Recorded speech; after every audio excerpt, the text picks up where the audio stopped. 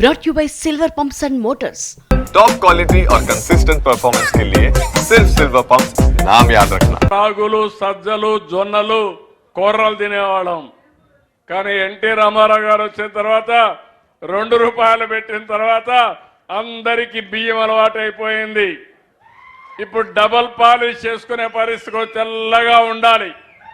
తెల్లగా ఉండే భోజనం స్టేటస్ సింబల్ అయిపోయింది. కానీ మనం తినేది కార్బోహైడ్రేట్స్.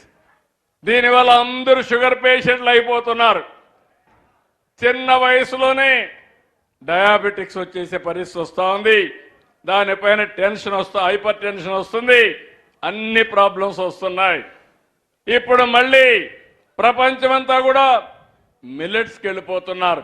రాగులు సజ్జలు జొన్నలు పప్పు ధాన్యాలు వీటికన్నిటికి వెళ్ళిపోయే పరిస్థితికి వచ్చారు.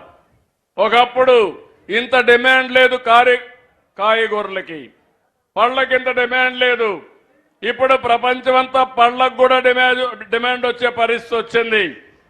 కానీ ఆ పండ్లు పండే ఏకైక ప్రాంతం, అనుకూలమైన ప్రాంతం మన రాయలసీమని మరొక్కసారి గుర్తు చేస్తున్నా. దీనికి శ్రీకారం చుట్టింది కూడా నేనే. మైక్రో ఇరిగేషన్ ఇచ్చాను మీ అందరికీ. 90% సబ్సిడీతో డ్రిప్ ఇరిగేషన్ ఇచ్చిన పార్టీ తెలుగుదేశం పార్టీ. చరిత్ర మార్చిన పార్టీ తెలుగుదేశం పార్టీ. ఇప్పుడు కూడా ఎన్డీఏ ప్రభుత్వం మళ్ళీ 90% సబ్సిడీ ఇచ్చాం. మొన్నటి వరకు ఉన్నటువంటి ప్రభుత్వం అది కూడా మైక్రో ఇరిగేషన్ కూడా డ్రిప్ ఇరిగేషన్ తీసేసే పరిస్థితికి వచ్చారు.